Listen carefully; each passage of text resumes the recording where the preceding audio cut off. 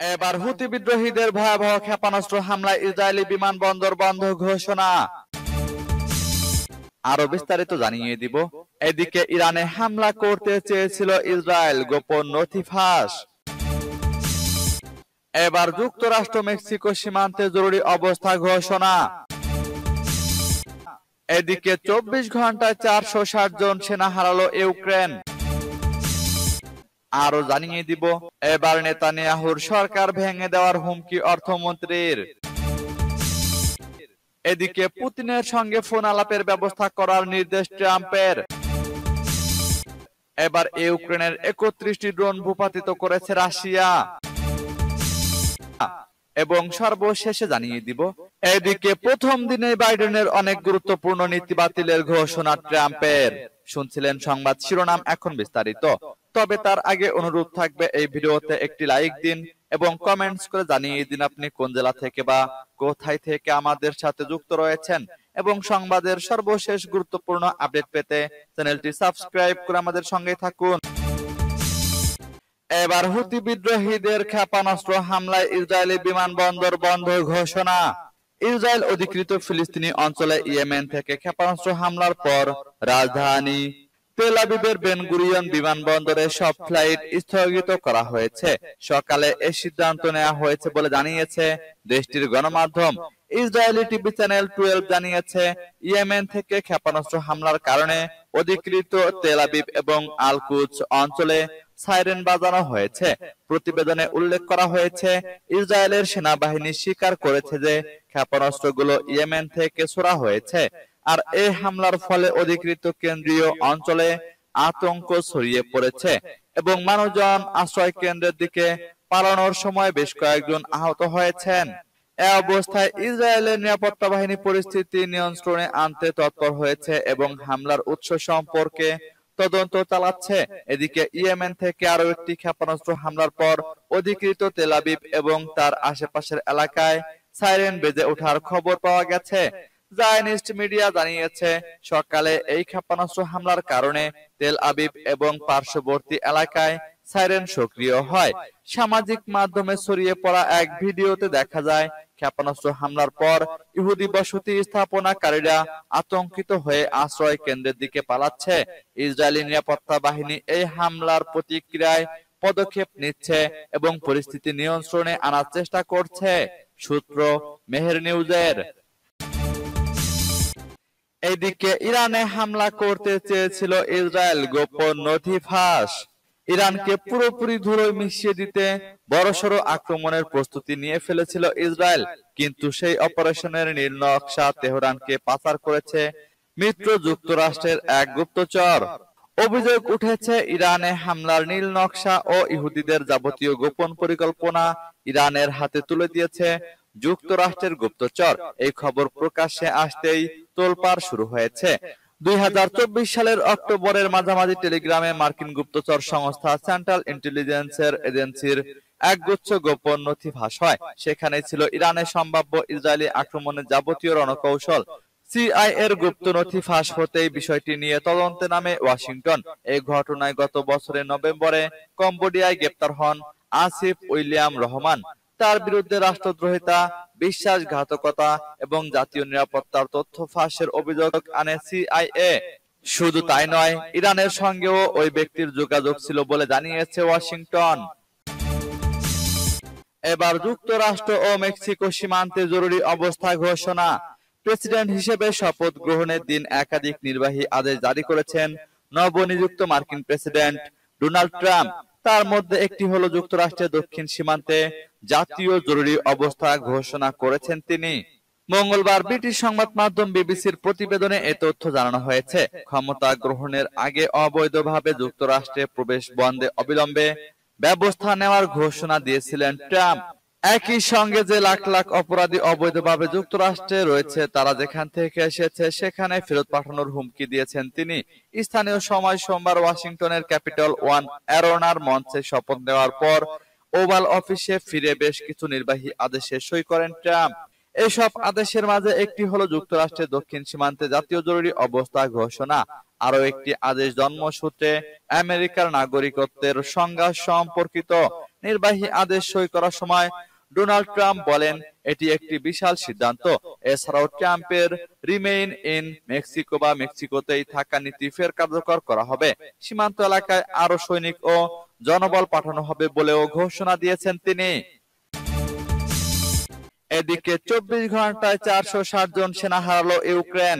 রাশিয়ার প্রতিরক্ষা মন্ত্রণালয় জানিয়েছে, গত 24 ঘন্টায় কুরস্ক অঞ্চলে ইউক্রেনীয় সশস্ত্র বাহিনী 460 জনেরও বেশি সেনা সদস্য হারিয়েছে। সোমবার এক বিবৃতিতে এ তথ্য জানায় রুশ মন্ত্রণালয়।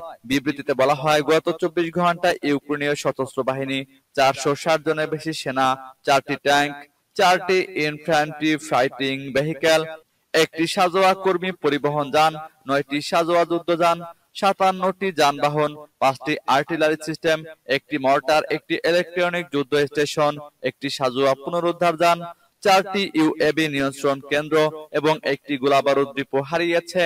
এ নিয়ে কুরস্ক অঞ্চলে রুশ বাহিনীর সঙ্গে যুদ্ধে ইউক্রেন মোট 53,330 জনের বেশি সেনা এবং 308টি সামরিক যান হারিয়েছে বলেও বিবৃতিতে উল্লেখ করা হয়।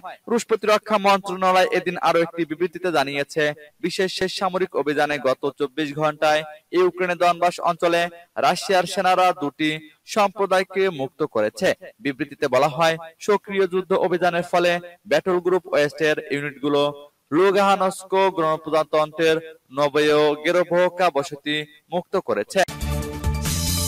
এবার নেতানিয়াহুর সরকার ভেঙে দেওয়ার হুমকি অর্থমন্ত্রীর।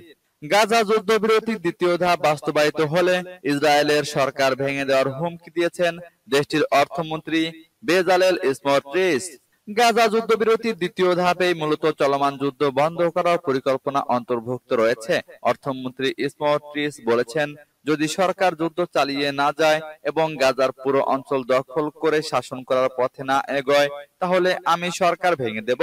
একই সঙ্গে তিনি ইসরায়েলের chief of staff lieutenant general Herzi হালেভিকে কৌশলে দুর্বল বলেও সমালোচনা করেন। সোমবার ইসরায়েলি সম্প্রচার মাধ্যম কেএন এর বরাত দিয়ে এ খবর দিয়েছে আল মায়াদিন। ইসরায়েলের রাষ্ট্রায়ত্ত রেডিও স্টেশন কেএন এ বিতর্কিত এক সাক্ষাৎকারে স্মোট্রিচ হামাসের সঙ্গে বন্দী বিনিময়ের প্রস্তাবিত চুক্তির তীব্র সমালোচনা করেন। তিনি বলেন, যুদ্ধবিরতির সবচেয়ে বড় কৌশলগত ক্ষতি হলো এই বার্তা যে ইসরায়েলিদের অপহরণ করেও ইসরায়েলকে নত করা যায়। স্মোট্রিচের ভাষায়, এই ক্ষতি শুধরে নেওয়ার এবং এই চুক্তিকে যুদ্ধের কৌশলগত পরাজয়ের পরিবর্তে একটি সামরিক পরাজয় হিসেবে উপস্থাপন করার একমাত্র উপায় হলো হামাস ধ্বংস না হওয়া পর্যন্ত যুদ্ধ চালিয়ে যাওয়া। এদিকে পুতিনের সঙ্গে ফোন আলাপের ব্যবস্থা করার নির্দেশ ট্রাম্পের। শপথ নেওয়ার পর প্রথম কয়েকদিনের মধ্যে রাশিয়ার প্রেসিডেন্ট ভ্লাদিমির পুতিনের সঙ্গে ফোন আলাপের ব্যবস্থা করার নির্দেশ দিয়েছেন নবনির্বাচিত মার্কিন প্রেসিডেন্ট ডোনাল্ড ট্রাম্প। সূত্রে বরাত দিয়ে সিএনএন এ তথ্য জানিয়েছে। খবর তাস নিউজের প্রতিবেদনে বলা হয়, ট্রাম্প তার সহযোগীদের নির্দেশ দিয়েছেন শপথ নেওয়ার পরপরই পুতিনের সঙ্গে ফোন আলাপের ব্যবস্থা করতে। তাদের ফোন আলাপের একটি লক্ষ্য হবে ইউক্রেনের সংঘাত থামাতে চেষ্টার জন্য আগামী মাসগুলোতে একটি ব্যক্তিগত বৈঠক নিয়ে আলোচনা করা। গত 7 জানুয়ারি ট্রাম্প বলেন, ইউক্রেন ইস্যু সমাধানে 24 ঘন্টার বেশি সময় লাগতে পারে। তিনি নির্বাচনী প্রচারণার সময়ও এমন কথা বলেছিলেন। এদিকে পৃথক এক প্রতিবেদন সূত্রে বরাত দিয়ে ওয়াল স্ট্রিট জার্নাল জানিয়েছে, শি জিনপিং এর সঙ্গে সম্পর্ক উন্নয়নের জন্য শপথ নেওয়ার পর প্রথম 100 দিনের মধ্যে চীন সফরে যেতে চান ট্রাম্প। তাইওয়ান নিয়ে অচল অবস্থা এবং চীনা আমদানির উপর ট্রাম্পের শুল্ক আরোপের হুঁশিয়ারির কারণে দুই দেশের মধ্যে ভূ রাজনৈতিক উত্তেজনার প্রেক্ষাপটে চীনা নেতার সঙ্গে সম্পর্ক আরো গভীর করাই এই সফরের লক্ষ্য। এবার ইউক্রেনের 31টি ড্রোন ভূপাতিত করেছে রাশিয়া। রাশিয়ার শিল্প স্থাপনাগুলো লক্ষ্য করে নিক্ষেপ করা 31টি ইউক্রেনীয় ড্রোন ভূপাতিত করা হয়েছে বলে জানিয়েছে মস্কো। সোমবার রাশিয়ার প্রতিরক্ষা মন্ত্রণালয় টেলিগ্রামে জানিয়েছে, গত রাতে বিমান প্রতিরক্ষা ব্যবস্থা 31টি ইউক্রেনীয় ড্রোন ধ্বংস করেছে। আঞ্চলিক সরকার জানিয়েছে, ইউক্রেনীয় সীমান্ত থেকে প্রায় 1000 কিলোমিটার দূরে তাতার স্থানে শিল্প উদ্যোগ লক্ষ্য করে শত্রু ড্রোন আক্রমণের চেষ্টা করা হয়। সমস্ত ড্রোন নিষ্ক্রিয় করা হয়েছে। কোনো হতাহত বা ক্ষয়ক্ষতি হয়নি। আঞ্চলিক গভর্নর ভ্লাদিস্লাভ শাপসা বলেন, মস্কোর পাশের কালুগা অঞ্চলে একটি বিধ্বস্ত ড্রোনের ধ্বংসাবশেষ থেকে ব্যবসায়িক প্রতিষ্ঠানে আগুন লেগে গেলে তা দ্রুত নিভিয়ে ফেলা হয়। আঞ্চলিক গভর্নর আলেকজান্ডার বেগোমাস বলেন, সীমান্তবর্তী ব্রায়ানস্ক অঞ্চলে 14টি ড্রোন নিষ্ক্রিয় করা হয়েছে। কিয়েভ 4টি হাই মোবিলিটি আর্টিলারি রকেটও ছুড়েছে। এদিকে প্রথম দিনে বাইডেনের অনেক গুরুত্বপূর্ণ নীতি বাতিলের ঘোষণা ট্রাম্পের।